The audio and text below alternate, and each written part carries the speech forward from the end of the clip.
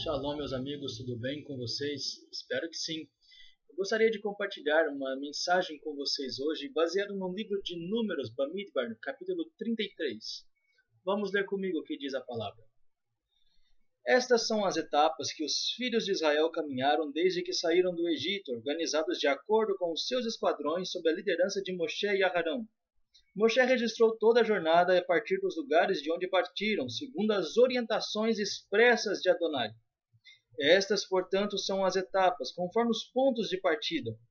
Os israelitas partiram de Ramsés no 15º dia do primeiro mês, no dia seguinte ao dia da Pêssar, da Páscoa. Saíram eufóricos de mão erguida em sinal de vitória, diante dos olhos de todo o Egito. Os egípcios sepultavam aqueles que dentre eles foram feridos por Hashem, todos os primogênitos. Hashem fez justiça contra os seus deuses. Gostaria de parar por aqui por enquanto, fazer pequenos comentários. Torá está registrando que Hashem deu ordens expressas para Moshe para que ele fizesse essas rotas e as registrasse a partir dos pontos de partida. E nós vamos aprender algumas coisas aqui com essa mensagem. Eu gostaria de pedir para você, me acompanhe. Nós vamos elevar os olhos nesse texto e buscar um sentido oculto aqui, princípios espirituais. Primeiro sentido é que a vida se dá em etapas. A vida não é constante. A vida é como se fosse uma escada. É o sonho que Jacó tem. É uma escada que leva ao céu. São etapas. É de fé em fé, de glória em glória, de graça em graça, de vitória em vitória. Não acha que hoje você vai chegar no ponto final, porque é necessário passar por etapas. E aqui nós estamos vendo algumas etapas que os Bnei Israel, que os filhos de Israel estão passando. A primeira que nós vemos é da onde eles partem. Moshe registrou toda a jornada a partir dos lugares de onde partiram. Partiram de Ramsés. Afinal, quem era Ramsés? Ramsés era Faraó. E o que esse Faraó representa para nós? Faraó representa a autoridade mundana com um sentido religioso, a autoridade religiosa do mundo, a escravidão do pecado, o jugo de Satanás, o domínio do maligno. Tudo aquilo que é oposto a Deus. É isso que está registrando aqui. É daqui que nós saímos. E por que no 15º dia do primeiro mês? Ora, no 15º do primeiro mês se comemora a festa de Pêssar, a festa da Páscoa. E a festa de Pêssar, ela tem vários sentidos. Ela não é só uma festa de saída do Mitzraim, do Egito. Ela também comemora a festa do início. Há uma história rabínica que esse não era o primeiro mês, mas existia uma contagem, porém o Eterno chama esse mês de primeiro mês, e é por isso que deu uma contagem diferente, que o Ano Novo Judaico não acontece no primeiro dia do primeiro mês do ano, assim mais adiante, por causa dessa mudança no tempo. Então quer dizer que o Eterno está fazendo coisas novas, ele está recomeçando um tempo com o povo de Israel e comemorando o seu livramento. Essa também é a Pêssar que nós comemoramos. No 15º dia do primeiro mês, o Mashiach foi sacrificado para a expiação do povo de Israel e de toda a humanidade, conforme diz em Isaías 53, e trouxe assim uma libertação do domínio de Paró, o domínio do pecado, através da morte dele, do sangue dele. Esse sangue fez expiação por nós. Então aqui é o primeiro sentido que nós vamos ter para essa explicação dessas etapas. Nossa saída de Ramsés. Se você ainda não saiu de Ramsés, não perca tempo. Saia já. Existe um sangue que te liberta, e esse é o precioso sangue do Mashiach. Nunca o sangue de animais foi suficiente para te libertar dos pecados. Eu gostaria de fazer esse vídeo bem rápido, então não vou comentar todas as passagens. Eu já quero avançar lá para o versículo 9 e 10. Saíram de Mará e dirigiram-se para Elim, lugar onde havia 12 fontes e 70 palmeiras, e acamparam ali. Deixaram Elim e armaram o acampamento próximo ao Mar Vermelho. Gostaria de falar, não vou falar de Mará, mas vou falar sobre Elim, lugar que tem 12 fontes e 70 palmeiras. Essas 70 palmeiras, na verdade, são tamareiras. É esse o sentido que está na Torá. Porque traduziram como palmeira, não imagino. Talvez pela semelhança da palavra. Enfim, o que nós podemos entender isso?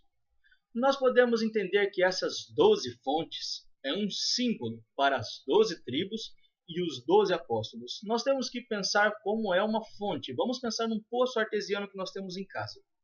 Embaixo do poço existe água.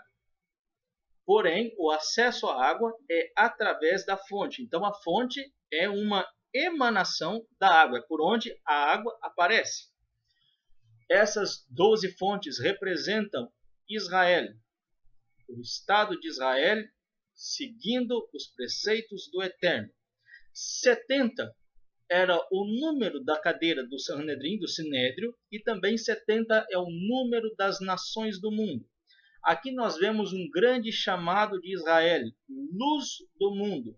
Através de Israel, a emanação de Deus aparece, a emanação do Eterno sai de baixo, aparece ao mundo, e as nações em volta, as 70 tamareiras, podem tirar água das fontes e assim se suster. É interessante que a raiz de Tamar é justamente renovar, fazer algo completamente novo. Na Rabag, até isso foi dito, na Parashá que eles comentaram, que isso simbolizava o Estado de Israel restaurado. Ora, nós sabemos que o Estado de Israel, para ser restaurado, é necessário que haja um renovo. Renovo nada mais é que um broto. Então nós temos uma árvore seca, que é o trono de Davi, depois de Salomão, dos filhos ímpios dele, a árvore seca. Porém, nasce um broto, uma raiz começa a brotar, e essa raiz é uma chia, e dela frutifica um grande galho, um grande tronco. E ali existem ramos naturais, Israel, e alguns ramos quebrados se enxertam-se jambuzeiros, outras árvores que não têm nada a ver com a árvore original, que são os gentios. Portanto, aqui nós vemos então como essa tamareira, como que esse renovo acontece. No primeiro caso, 12 fontes representavam 12 tribos, e as 70 palmeiras, 70 nações que estão em volta. Agora, com o renovo que a tamareira representa, significa 12 fontes, os 12 apóstolos, os 12 discípulos que levaram a emanação do Eterno para o mundo. Então as nações estão congregadas em volta das 12 fontes, que na verdade 12 fontes levam a mesma água, porque o Eterno é só um. Eu quero dizer para vocês que nós temos um chamado muito forte quanto a essa questão da fonte. Imagina o seguinte, eu quero tomar água. Como eu faço para tomar água? Vamos imaginar aquele tempo. Eu teria que descer um balde até a fonte, e da fonte eu tomo água. Esse é o chamado de todo homem, levar o conhecimento do Eterno a toda criatura. Mas como você tem que ser fonte do Eterno. Eu tenho que olhar para você e ver o Eterno. Tenho que olhar para você e ver o Mashiach. O Mashiach cria um grande exemplo de como nós podemos agradar a Deus. Como agradar o Eterno. Ele se faz homem, cumpre todos os preceitos da Torá e das Escrituras. O Mashiach não veio renovar, inventar, criar algo novo, no sentido de uma nova religião, nada disso. Ele veio cumprir, ele diz, não cuideis que vim revogar a lei, mas cumprir. Então ele vem e ensina a nós, como nós podemos então, o que nós fazemos para agradar o Eterno? Siga exatamente o Mashiach. Essa é a visão que Moshe tem quando ele vê a Kavod Adonai, a glória de Deus passando, ele vê o Eterno pelas costas. Isso é, Moshe quer conhecer os caminhos? Vem atrás de mim, me segue. Imagina o Mashiach, Jesus Cristo, Yeshua HaMashiach, andando numa praia. Ele está andando e está formando pegadas. Então você quer agradar ao Eterno. O que faz? Pisa exatamente nas pegadas dele. Onde ele colocou os pés dele, você vai colocando o seu. Exatamente como ele fez. E então as suas perguntas também são respondidas. O que você pode fazer ou não fazer? O que eu posso fazer? Olha para o Mashiach, ali está a resposta. Ah, eu como carne de porco ou não como carne de porco? A pergunta é, o Mashiach comia? Existem relatos que ele comia? Segue ele. Domingo ou Shabat? O que o Mashiach guardava?